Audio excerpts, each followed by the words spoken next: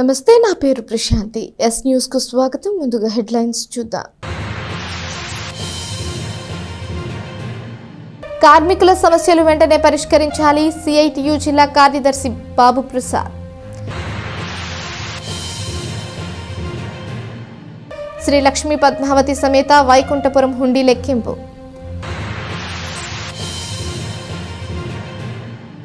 కృష్ణా పశ్చిమ డెల్టాకు సాగునీరు విడుదల చేయాలి. Tenali Congress party incharge Chandu Sambasivudu.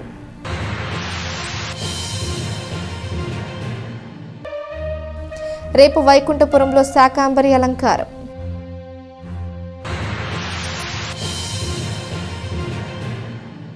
క్షేత్రస్థాయిలో మరొకసారి P4 సర్వే నిర్వహించినట్లు సంజన సింహ తెలిపారు. కొత్తపేటలోని కళాక్షేత్రంలో బుధవారం తెనాలి నియోజకవర్గ స్థాయి ప్రజాప్రతినిధులు, రాజకీయ నాయకులు, పంచాయతీ సెక్రటరీతో P4 సర్వేపై అవగాహన కార్యక్రమాన్ని ఏర్పాటు చేశారు. P4 సర్వీస్ సంబంధించిన సమావేశంలో క్షుణ్ణంగా వివరించారు. ఈ సందర్భంగా సబ్ కలెక్టర్ మాట్లాడుతూ, గౌరవ ముఖ్యమంత్రి నారా చంద్రబాబు నాయుడు గారు ప్రతిష్టాత్మకంగా చేపట్టిన P4 అంశంపై అవగాహన కార్యక్రమం ఏర్పాటు చేయడం జరిగిందన్నారు. గతంలో ఒకసారి P4 సర్వేను పూర్తి చేసుకుని బంగారు కుటుంబాలను గుర్తించడం జరిగిందన్నారు. రాష్ట్ర మంత్రివర్యులు నాదెండ్ల మనోహర్ గారి ఆదేశాల మేరకు తెనాలి నియోజకవర్గంలో క్షేత్రస్థాయిలో ప్రజల అవసరాలు తెలుసుకునేందుకు మరొకసారి P4 సర్వే చేయనున్నట్లు చెప్పారు. గ్రామాల వారీగా, వార్డుల వారీగా ఏ విధంగా చేయాలో సమావేశంలో వివరించడం జరిగిందన్నారు. ఆగస్టు 15 నాటికి 11,172 కుటుంబాలను దత్తత తీసుకునే లక్ష్యంతో పనిచేస్తున్నట్లు చెప్పారు. కార్యక్రమంలో తహసీల్దార్లు, ఎంపీడీఓలు, ఆయా ప్రాంత ప్రతినిధులు, సచివాలయ సిబ్బంది తదితరులు పాల్గొన్నారు. అందరికీ నమస్కారం అండి. ఈరోజు మనము ఆనరబుల్ సీఎం సార్ ఏదైతే P4 అనే ఒక విజన్ ప్రోగ్రామ్ స్టార్ట్ చేశారో అది తెనాలి కాన్స్టిట్యుయెన్సీలో కూడా అంతే ఫుల్ ఫ్లెజ్డ్ మేనర్తో 100% ప్యాషన్తో స్టార్ట్ చేయాలని మన honourable minister sir Shri Nadendla Manohar garu కూడా అనుకున్నారు. అందుకని ఈరోజు ప్రతినిధులకి, పొలిటికల్ లీడర్స్ అందరికీ, అలాగే సచివాలయం staff, admin secretaries and Panchayat secretaries కూడా ఒక మీటింగ్ పెట్టుకోవడం జరిగింది. సో మనం ఏదైతే honourable minister sir vision for P4 for Tenali చెప్పారు అది గ్రౌండ్ లెవెల్ వరకు కూడా కమ్యూనికేట్ చేయడం జరిగింది. సో మనం ఇప్పటికీ P4 సర్వే అనేది చేశాము, కానీ దాంట్లో ఓన్లీ బంగారు కుటుంబంస్ని ఐడెంటిఫై చేశాము. సో వాళ్ళ నీడ్ని కూడా ఐడెంటిఫై చేయడానికి ఒక కొత్త సర్వే మనం స్టార్ట్ చేస్తున్నాము. అలానే మార్గదర్శీస్ ఎవరైతే ఉన్నారో వాళ్ళని కూడా ఇప్పుడు ఎన్యూమరేట్ చేయడానికి ఒక సర్వే తీసుకోవడం జరుగుతుంది. సో వీటన్నిటినీ కూడా వార్డ్ వైజ్గా, అలానే రూరల్ ఏరియాస్లో కూడా ఎలా చేయాలి అనేది ఎక్స్ప్లెయిన్ చేశాము. సో దాన్ని బట్టి వీళ్ళు ఈ ప్రోగ్రామ్ని ముందుకు తీసుకెళ్తారు. ఆగస్ట్ 15th వరకు మనకి తెనాలిలో 11,172 ఫ్యామిలీస్ని అడాప్ట్ చేసుకోవాల్సిన టార్గెట్ ఉంది. సో అది కూడా ఫుల్ ఫ్లెజ్లో అచీవ్ చేయాలని అనుకుంటున్నాము. ఇది ఈరోజు మేము ప్రోగ్రాంలో మాట్లాడుకున్నాం. ఇది ఖచ్చితంగా జరగాలి అంటే ముందు మనలోనే ఈ ప్రోగ్రాం ఎక్కడ సాగిద్దండి, గవర్నమెంట్ పెట్టింది కానీ అనే ఆ ఇంటెన్షన్ ఉంటే మాత్రం ముందు మన అడుగు ముందుకు పడదు. ఎంతమంది పైనుంచి ఎన్ని రకాలుగా మనం ఒత్తిళ్ళు చేస్తున్నా మీలో ఖచ్చితంగా ఆ స్ఫురణ రావాలి. మంత్రి గారు ఈ కాన్సెప్ట్ 25/4 మాట్లాడారు. ఫస్ట్ టైం నా చెవిలో పడింది ఈ టాపిక్ 25/4 ఏప్రిల్ సాయంత్రం కూడా 4:08 డైరీ రాశాను. అంటే గవర్నమెంట్ ఒక ఇనిషియేషన్ తీసుకుంటున్నప్పుడు ఇది ప్రజల్లోకి తీసుకెళ్ళాలి అనే భావన ఒక అధికారిగా నేను దీన్ని ఎలా ప్రాక్టికల్గా ఉంటుందని దీని మీద కొంచెం వర్కౌట్ చేస్తే నిజంగానే గ్రౌండ్ లెవెల్లో దీనికి ఇంకా యాక్సిలరేషన్ కావాలి. ఖచ్చితంగా మీరు అందరూ దీన్ని తీసుకోవాలి. ఇప్పుడు మనం చేయాల్సిన కార్యక్రమం ఏంటంటే ఇప్పుడు ఉన్నటువంటి సర్వే అనుసరించి ముఖ్యంగా ఫుల్ ఫ్లెడ్జ్డ్గా ఆగస్టు 15 తారీఖు మన అందరూ తేదీ నాటికి మనందరం ఎంతమందిని ఈ సర్వే సందర్భంలో ఎంతమంది రిహాబిలిటేషన్ కల్పించగలిగాం ఆ సర్వేలు అనేది మనం చేసి మన తెనాలి పట్టణానికి కానీ ఆ కాన్స్టిట్యూషన్ వారిగా కూడా ముందంజలో ఉండాలని చెప్పని దానికి మీ అందరికీ మనం అందరం కూడా ఇక్కడ ఉన్నటువంటి దాతలను ఐడెంటిఫై చేసి వాళ్ళని మనం మోటివేట్ చేసి అవసరమైతే మన సబ్ కలెక్టర్ గారు మనం కూడా వాళ్ళ ద్వారా పిలిపించుకొని మనం వాళ్ళ దగ్గర మీటింగ్లాగా ఏర్పాటు చేసుకొని వాళ్ళని మోటివేట్ చేసి ప్రతి ఒక్క ఫ్యామిలీకి ఒక పెద్ద ఉన్నవారంటే మిడిల్ క్లాస్ వాళ్ళు కూడా కొంతమంది చేసే దాతలు ఉన్నారు జనాల్లో. వాళ్ళని ఐడెంటిఫై చేసి వాళ్ళ ద్వారా మనకు ఉన్నటువంటి సర్వే బట్టి అందరిని కూడా మనం సక్సెస్ చేయాలని చెప్తూ మరి ముఖ్యంగా కార్మికులపై పెంచిన పని భారాన్ని తగ్గించాలని, కార్మికుల డిమాండ్లు వెంటనే పరిష్కరించాలని కోరుతూ బుధవారం సిఐటియు మరియు దాని అనుబంధ సంఘాల ఆధ్వర్యంలో తెనాలి పట్టణంలో భారీ ర్యాలీ నిర్వహించారు. మున్సిపల్ కార్యాలయం వద్ద నుండి ర్యాలీ ప్రారంభమయ్యి గాంధీ చౌక్ మీదుగా టౌన్ చర్చ్ పొట్టి శ్రీరాములు విగ్రహం వరకు ర్యాలీ కొనసాగింది. Rod bending union, dal mills association, anganwadi కార్యకర్తలు, మధ్యాహ్న భోజన పథక కార్మికులు తదితరులు ఈ ర్యాలీలో పాల్గొన్నారు. ఈ సందర్భంగా సిఐటియు జిల్లా కార్యదర్శి కొల్లిపర బాబు ప్రసాద్ ర్యాలీని ఉద్దేశించి మాట్లాడారు. గత 11 సంవత్సరాలుగా కార్మికుల జీవన ప్రమాణాలు కుంచుకుపోతున్న ప్రభుత్వం పట్టించుకోవడం లేదని ఆరోపించారు. ప్రతి ఏటా ప్రభుత్వం కార్పొరేట్ సంస్థలకు అనుకూలంగా వ్యవహరిస్తూ ఉందని తప్ప కార్మికుల దుస్థితి పట్టించుకున్న పాపాన పోలేదని విమర్శించారు. అన్ని రకాల వస్తువుల ధరలు విపరీతంగా పెరిగాయని, అలానే సర్వీస్ ఛార్జీలు పెరిగాయని తెలిపారు. దశాబ్దం పైగా కార్మికులు ఎదురు చూసి గత్యంతరం లేక సమ్మె చేస్తున్నారని చెప్పారు. పెట్టుబడిదారుల గరిష్ట లాభాలకు గ్యారంటీ ఇవ్వడానికి లేబర్ కోడ్లు తెచ్చారని తెలిపారు. వీటిని అమలు చేస్తే దేశంలో పేదరికం, నిరుద్యోగం, ఆర్థిక అసమానతలు పెరుగుతాయని తెలిపారు. కేంద్ర ప్రభుత్వ విధానాలకు చెక్ పెట్టేందుకు ఈ సమ్మె అని చెప్పారు. కార్యక్రమంలో అంగన్వాడీ యూనియన్ జిల్లా అధ్యక్షులు AVN Kumar, united electricity employees union జిల్లా అధ్యక్షులు డి వెంకటేశ్వరరావు, సిఐటియు నాయకులు ఎస్కే హుసేన్ వలీ, యూటీఎఫ్ నాయకులు SK Ahmed Hussain, municipal workers union నాయకులు M Venkateswarlu, M Padma, dal mill workers union నాయకులు GV Subbaiah, CH Seshagiri Rao, beverages ముఠా యూనియన్ నాయకులు చిన్నగోపాలరావు, మల్లికార్జునరావు, మార్కెట్ యార్డ్ ముఠా యూనియన్ నాయకులు సిహెచ్ ఆంజనేయులు, రవికుమార్, ఆశా యూనియన్ నాయకులు Jhansi Lakshmi, Sujatha medical and health union నాయకులు జయశ్యామ్, ఎండిఎం యూనియన్ నాయకులు Reddy Ramanamma, heart bending workers union నాయకులు బి నాగేశ్వరరావు, కె రవికుమార్, జెట్టి యేసుబాబు, ఆటో వర్కర్స్ యూనియన్ నాయకులు ఎం సాంబశివరావు, పోస్టల్ యూనియన్ నాయకులు జోనేషా ప్రసాద్, ఉమా మహేశ్వరరావు, యూటీఎఫ్ నాయకులు ఎస్కే హుసేన్, వర్కింగ్ జర్నలిస్టుల సంఘం నాయకులు శ్యామ్ తదితరులు పాల్గొన్నారు. 11 సంవత్సరాల కాలం పాటు ఈ దేశంలో దేశ జీడిపిని తిరోగమనాన్ని పట్టించడానికి, ప్రజల కొనుగోలు శక్తిని తగ్గించడానికి, ఈ దేశంలోని కార్పొరేట్ శక్తుల యొక్క లాభాలను గరిష్టంగా పెంచడానికి అనుగుణంగా అప్పటిదాకా అమలవుతున్నటువంటి 29 కార్మిక చట్టాలను రద్దు చేసి వాటి స్థానంలో 4 లేబర్ కోడ్లను తీసుకురావడం జరిగింది.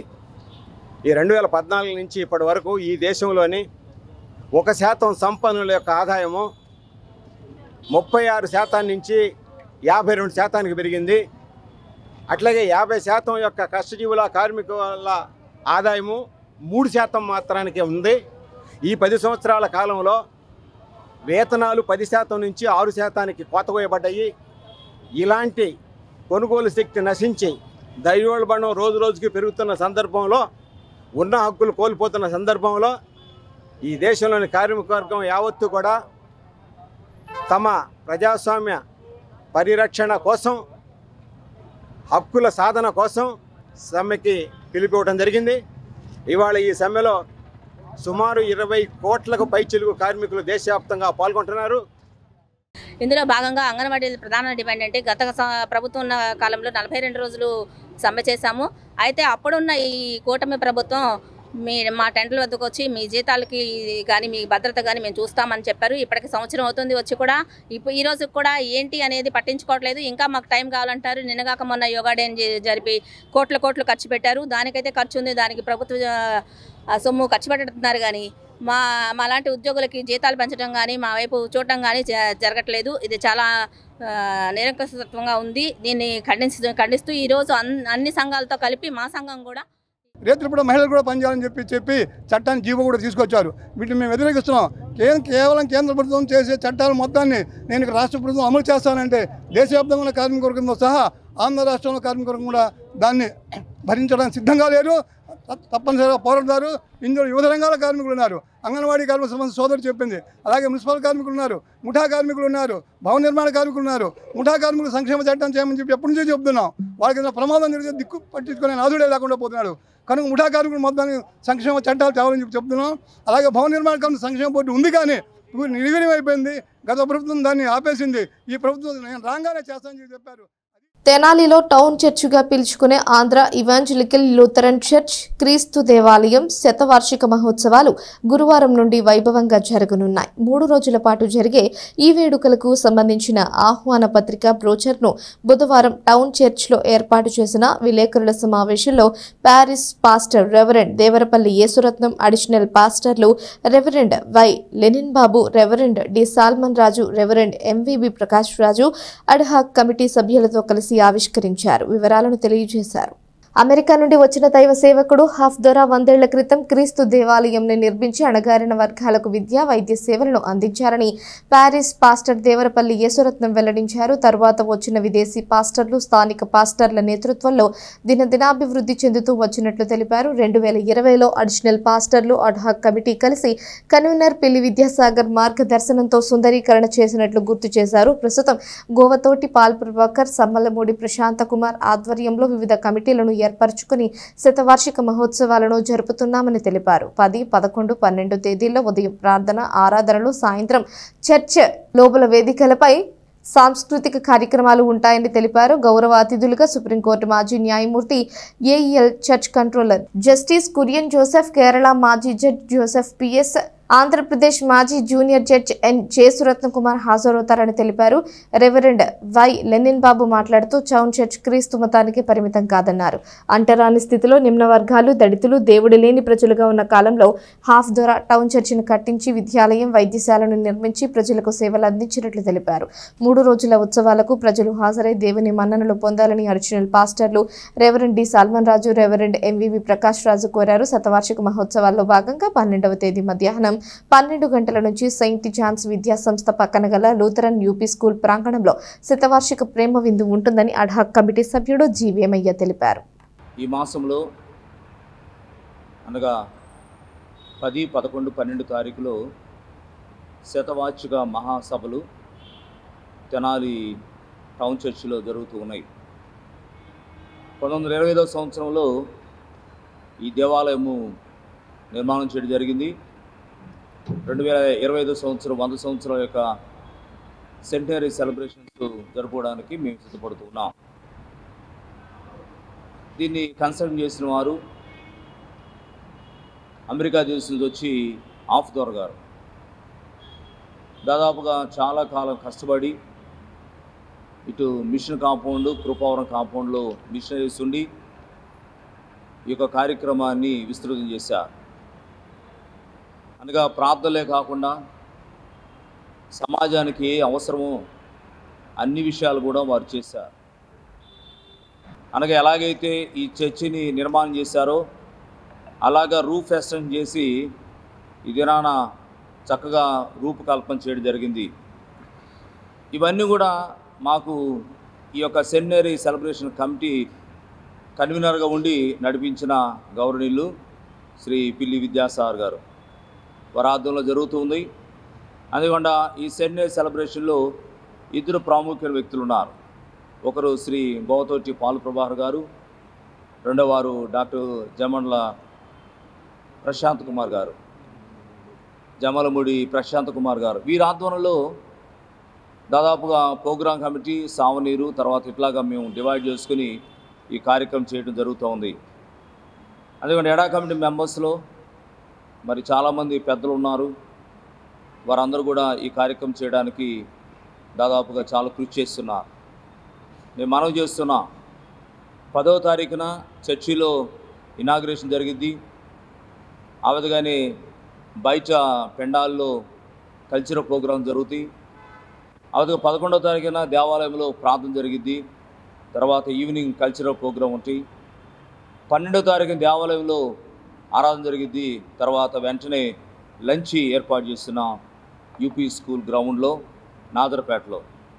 కాబట్టి ఈ కార్యక్రమానికి అందరం కూడా ఆహ్వానిస్తూ ఉన్నాం. ఏ భేదం లేదు, అందరూ ఆహ్వానితులే. ఈ కార్యక్రమాన్ని సక్సెస్ చేయడానికి మీ వంతుగా ప్రయత్నం చేయవలసిందిగా మరి సంఘ కాపులు మేము కోరుకుంటూ, ఒక మత ప్రాచుర్య సంస్థకు సంబంధించినటువంటి, క్రీస్తు మతానికి సంబంధించినటువంటి ఒక ఆలయంగా మాత్రమే మేము చూడట్లేదు. కానీ రేమండ్ జార్జ్ హాఫ్దొర గారు ఈ ప్రాంతంలో ఈ మందిరం కట్టే నాటికి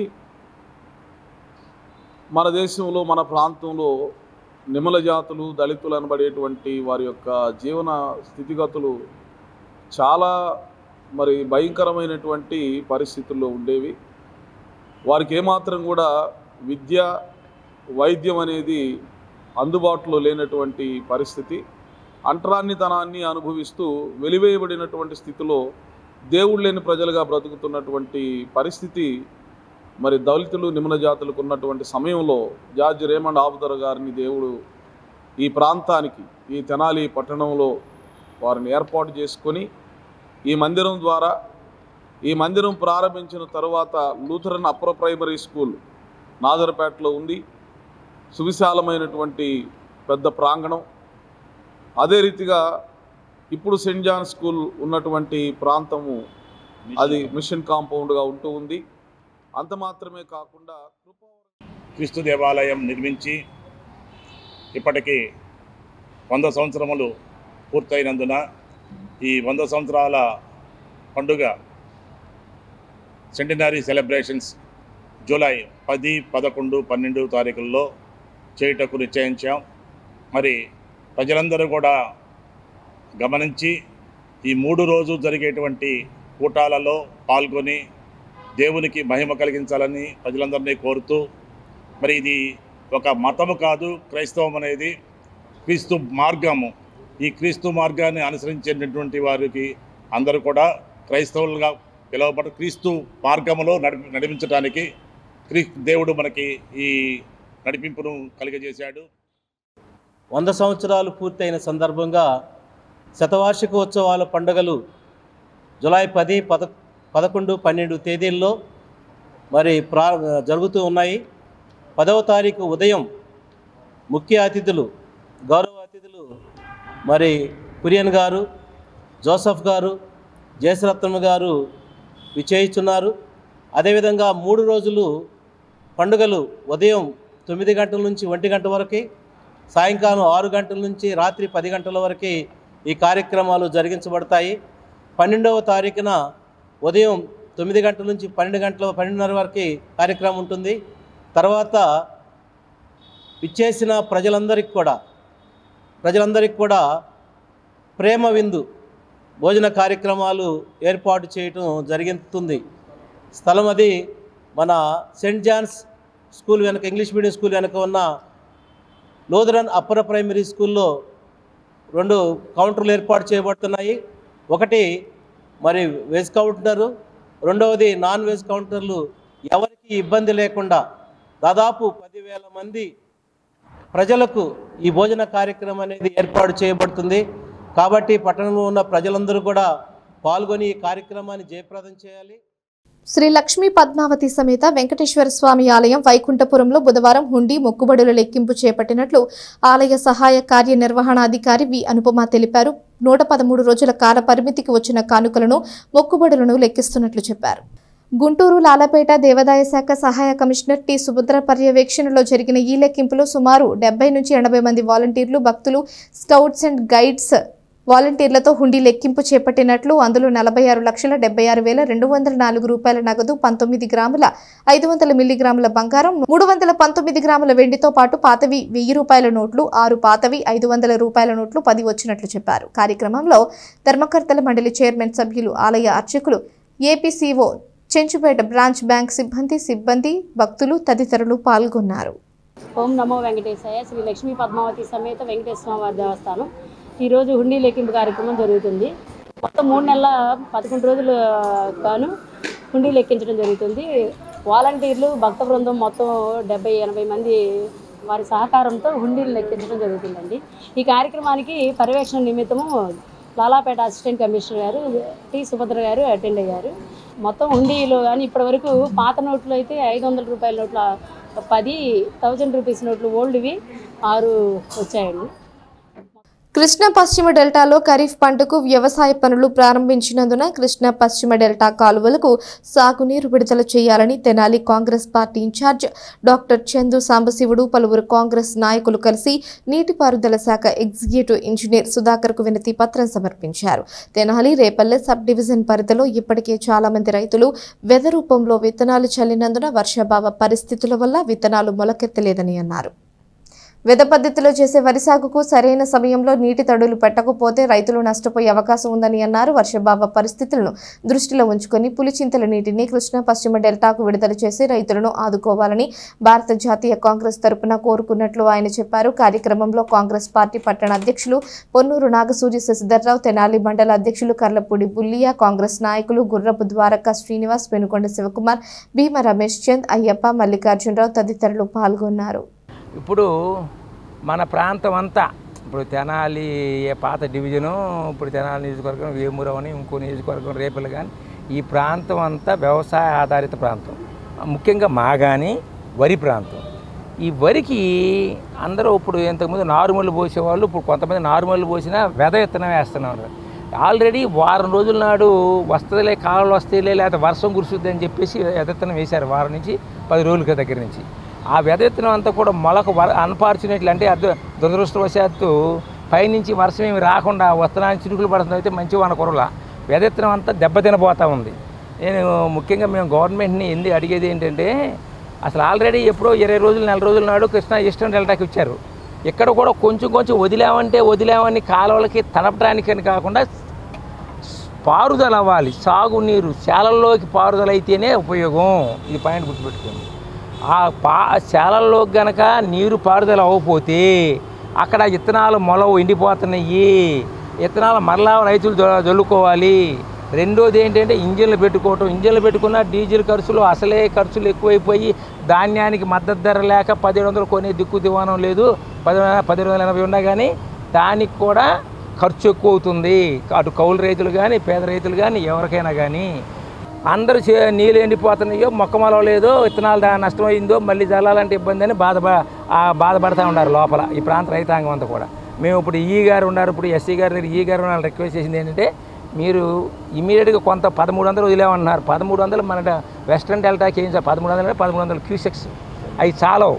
కనీసం 5000 క్యూసెక్స్ వెంటనే పెంచితే కానీ ఈ వెస్ట్రన్ డెల్టాకి, ముఖ్యంగా మనకి అది కొమ్మూరు కెనాల్ దూరం వెళ్ళేది లేట్ అయినా కానీ మనకి రేపల్ బ్యాంక్ కెనాల్కి 1000, ఈ 3 కెనాల్కి 2000, 3000 క్యూసెక్కులు ఇటు వచ్చి మొత్తం 4000, 5000 క్యూసెక్కులు వెస్ట్రన్ డెల్టాకి వెళ్తే కానీ ఈ ప్రాంతంలో చాలల్లోకి నీళ్ళు వెళ్ళవు. చాలల్లోకి నీళ్ళు వెళ్ళకపోతే ఉపయోగం లేదు. చాలల్లోకి నీళ్ళట్టు చేయండి. కనీసం ఆ విత్తనాలు చెడిపోకుండా చూడండి అని చెప్పేసి మేము ప్రభుత్వాన్ని ఈ ద్వారా డిమాండ్ చేస్తున్నాం. ఈ రోజున మన తెనాలి నియోజకవర్గం ఇన్ఛార్జి గారు అయినటువంటి చందు సాంబశివుడు గారి ఆధ్వర్యంలో మన ఈ కాలువలకు సంబంధించిన ఈఈ గారిని కలిసి ఒక వినతి పత్రాన్ని ఇవ్వటం జరిగింది. అది ఏంటి అంటే, ఇప్పుడు ముఖ్యంగా మన భారతదేశానికి జై జవాన్ జై కిసాన్ అంటారు. మరి ఇప్పుడు రైతుకి అనేది నీళ్ళు లేక అల్లాడుతున్నాడు. మరి దాని మీద అని చెప్పని వినతి పత్రం ఇవ్వటం జరిగింది. మరి వెంటనే గవర్నమెంట్ వారు స్పందించి కొద్దిగా రైతుకి నష్టం లేకుండా నీళ్ళు ఇవ్వాలని చెప్పని కోరుకుంటున్నాం. శ్రీ లక్ష్మీ పద్మావతి సమేత వైకుంఠపురంలో గురువారం ఆషాఢ పూర్ణిమను పురస్కరించుకొని అమ్మవారు శాకాంబరి దేవి అలంకారంలో దర్శనం ఇవ్వనున్నట్లు ఆలయ ప్రధాన అర్చకులు శ్రీనివాస గౌతమ్, సహాయ కార్యనిర్వహణాధికారి అనుపమ తెలిపారు. తెల్లవారుజామున 5 గంటల నుంచి దర్శనానికి భక్తులను అనుమతించనున్నట్లు వారు తెలిపారు. శ్రీ లక్ష్మీ పద్మావతి సమేత వైకుంఠపురంలో గురువారం జరిగే ప్రత్యేక శాకాంబరి దర్శనానికి ప్రత్యేక ఏర్పాట్లు చేసినట్లు వారు తెలిపారు. శాకాంబరి అలంకారానికి సంబంధించిన కూరగాయలన్నింటినీ మహాత్మా గాంధీ కూరగాయల మార్కెట్ వారు అందిస్తున్నట్లు చెప్పారు. శాకాంబరి దేవి అలంకారానికి పూర్వకాలం నుండి సాంప్రదాయంగా వస్తున్నట్లు, ఈ అలంకారానికి ప్రత్యేకత ఉన్నట్లు చెప్పారు. దర్శనం కోసం వచ్చే భక్తులకు దర్శనానంతరం కూరగాయలతో కదంబ ప్రసాదం అందించనున్నట్లు తెలిపారు. భక్తులు పెద్ద సంఖ్యలో విచ్చేసి కార్యక్రమాన్ని జయప్రదం చేయవలసిందిగా కోరారు. కార్యక్రమంలో ఆలయ సిబ్బంది తదితరులు పాల్గొన్నారు.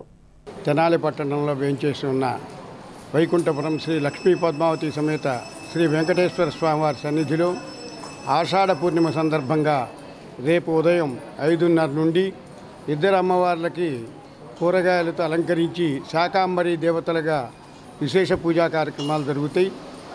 ఆ కార్యక్రమంలో తెనాలి మహాత్మా గాంధీ కూరగాయల మార్కెట్ వారు కూరగాయలన్నీ ఏర్పాటు చేశారు. వాటన్నిటినీ మధ్యాహ్నం నుంచి దండలుగా ఏర్చి కూర్చి అమ్మవార్లకి రాత్రికి విశేష పుష్పాలు శాకాంబరి అలంకారం చేయటం జరుగుతుంది. రేపు ఉదయం 5:30 నుండి అమ్మవార్లు స్వామివారి దర్శనం ఉంటుంది. భక్తులంతా కూడా ఈ శాకాంబరి దేవతగా ఆషాఢ పూర్ణిమ రోజు ఎవరైతే దర్శిస్తారో వారికి విశేష పూజా ఫలితం లభిస్తుందని వేదాలు ధర్మశాస్త్రాలు చెబుతున్నాయి. పూర్వం కరువు కాటకాలతో వచ్చి ప్రజలంతా బాధపడుతుంటే అమ్మవారి యొక్క శరీరం నుండి కూరగాయల్ని పుట్టించి మనందరికీ ఆహారాన్ని కొరత లేకుండా చేసిందని ఆషాఢ పూర్ణిమ రోజున అమ్మవార్లకి ప్రత్యేకించి పూలదండలు ఏమీ వేయకుండా కూరగాయలతో అలంకరించి అర్చన చేయటం సాంప్రదాయంగా జరుగుతున్నది. మనకి ఈ సంవత్సరం కూడా ఆషాఢ పూర్ణిమ రోజున ప్రత్యేక కూరగాయలతో అలంకరించి శాకాంబరి దేవతలకు అర్చన చేయటం, వచ్చిన భక్తులందరికీ కూడా కూరగాయలతో చేసినటువంటి కదంబం ప్రసాదం అంటారు.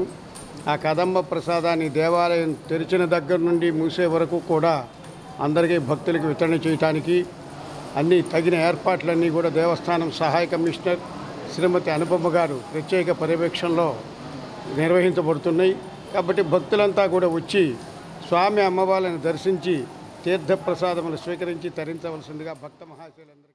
గుంటూరు జిల్లా తెనాలి మండలం కొలకులూరు గ్రామంలో గల గంగా పార్వతి సమేత అగస్త్యేశ్వర స్వామి ఆలయంలో మంగళవారం రాత్రి గుర్తు తెలియని వ్యక్తులు దొంగతనానికి పాల్పడినట్లు ఆలయ అర్చకులు తెలిపారు. ఈ సందర్భంగా అర్చకులు మాట్లాడుతూ ఆలయం వద్దకు వచ్చి చూసేసరికి ప్రధాన ద్వారం తాళం పగలకొట్టి ఉందని, లోపలికి వెళ్లి చూడగా హుండీ కూడా పగలకొట్టి అందులో ఉన్న సొమ్మును దొంగలించినట్లు గమనించడం జరిగిందని అన్నారు. ఈ విషయాన్ని దేవాదాయ శాఖ అధికారులకు తెలియజేయగా ఎగ్జిక్యూటివ్ ఆఫీసర్ గుమస్తా వచ్చి చోరీ జరిగినప్పుడు గమనించి పోలీసులు సమాచారం ఇచ్చినట్లు చెప్పారు. శివాలయంలో గతంలో ఇటువంటి సంఘటనలు ఎప్పుడూ జరగలేదని, సుమారు 15,000 నుంచి 20,000 వరకు సొమ్ము పోయి ఉండవచ్చని తెలిపారు. ఈ ఘటనపై పోలీసులు కేసు నమోదు చేసి దర్యాప్తు చేస్తున్నారు. గుంటూరు జిల్లా తెనాలి మండలం కొలకలూరు గ్రామంలో వేంచేసి ఉన్న శ్రీ శ్రీ శ్రీ గంగా పార్వతీ సమేత అగస్త్యేశ్వర స్వామి వారి యొక్క దేవస్థానం నందు ఈరోజు తెల్లవారుజామున 5 గంటలకు మేము దేవాలయంలోకి రోజువారీ రాగా నిత్యార్చన కోసం దేవాలయానికి వచ్చాం. దేవాలయానికి రాగానే దేవాలయ ప్రధాన ద్వార తాళం పగలగొట్టి ఉంది. ఆ తలుపులు తీసుకొని లోపలికి వచ్చి చూడగా దేవాలయ హుండీ తాళం పగలగొట్టి ఆ హుండీలటువంటి డబ్బులన్నీ కూడా దొంగతనం చేయడం జరిగింది. జరిగిన దృశ్యాన్ని మేము చూసి వెంటనే ఎండోమెంట్ వారికి సమాచారం అందించాం. వెంటనే దేవాలయ ఈవో గారు గుమస్తా గారు వచ్చి ఆ దొంగతనం జరిగిన హుండీని చూసి వెంటనే పోలీసు వారికి కంప్లైంట్ ఇవ్వడం జరిగింది. వెంటనే ఫారెన్సిక్ డిపార్ట్మెంట్ వారు తదుపరి పోలీస్ డిపార్ట్మెంట్ వారు కూడా వచ్చి జరిగినటువంటి దొంగతనం హుండీని చూసి కేసును దర్యాప్తు చేస్తున్నారు. మా కొలకలూరు గ్రామంలో ఈ శివాలయం నందు దొంగతనం జరగటం ఈ 40 సంవత్సరాల్లో ఇదే ప్రథమం. వృద్ధాశ్రమం ఏర్పాటు చేసి వయోవృద్ధులకు ఆశ్రయం కల్పించి వారి ఆలన పాలన చూస్తున్న శ్రీధర్ దంపతులు అభినందనీయులని మాజీ ఎంపీపీ మైనేని రత్నప్రసాద్ పేర్కొన్నారు. అమృతలూరు మండల పరిధిలోని ప్యాపర్రు గ్రామంలో ఇందిరా ప్రియదర్శిని గిరిజన మహిళా మండలి ఆధ్వర్యంలో నిర్వహిస్తున్న వృద్ధాశ్రమానికి దాతలు బుధవారం నిత్యావసర వస్తువులు అందించారు.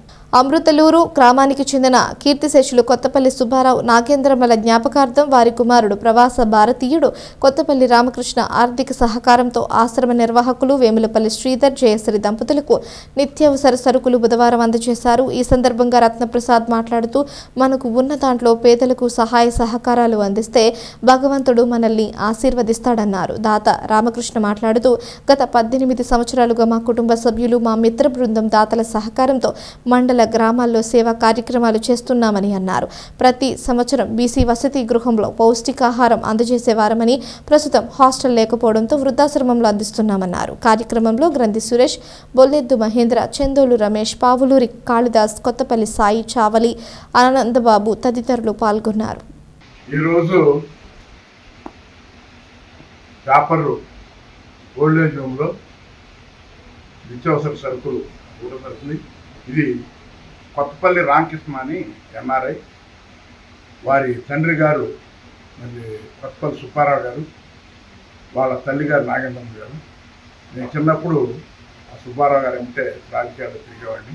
వాళ్ళ అబ్బాయి అమెరికా వెళ్ళి ప్రతి సంవత్సరం బీసీ హాస్టల్లో ప్రప్రదంగా పిల్లలకి అల్పాహారం కింద ఇస్తుంటారు. ఇప్పుడు బీసీ హాస్టల్ ఈ సంవత్సరం లేదు కాబట్టి ఈ సంవత్సరం ఇక్కడ ఇవ్వాలని, అంటే ఆనవాయితీ ప్రకారం ఇస్తూ దానిలో ఆనవాయితీగా ఈరోజు వృద్ధాశ్రమంలోకి ఇవ్వడానికి నిర్ణయించిన సంతోషకరం. ఇది 18వ సంవత్సరం నుంచి మేము ఈ కార్యక్రమాలు చేస్తున్నాం. మేము సేవా కార్యక్రమం, ఇది 1000వ కార్యక్రమం. మరి ఇట్లాంటి కార్యక్రమాలు చేయడానికి మరి కొత్తపల్లి రామకృష్ణ గారు లాంటి వాళ్ళు అనేక మంది మరి మా మిత్ర బృందానికి సహకరించడం, పేదలకి సహాయం చేయాలన్న తలంపుతో వారందరూ కూడా ముందుకు రావడం సంతోషకరం.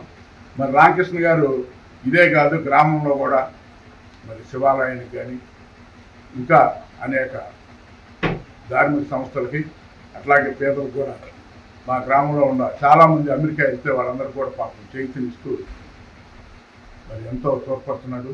అటువంటి రామకృష్ణ గారు ఇంకా ఆయురారోగ్యాలతో వాళ్ళ కుటుంబం ఉండాలని. వార్తలు ముగించే ముందు హెడ్లైన్స్ మరోసారి. కార్మికుల సమస్యలు వెంటనే పరిష్కరించాలి, సిఐటియు జిల్లా కార్యదర్శి బాబు ప్రసాద్. శ్రీ లక్ష్మీ పద్మావతి సమేత వైకుంఠపురం హుండీ లెక్కింపు.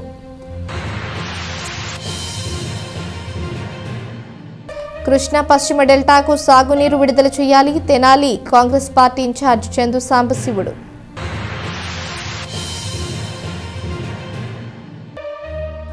రేపు వైకుంఠపురంలో శాకాంబరి అలంకారం.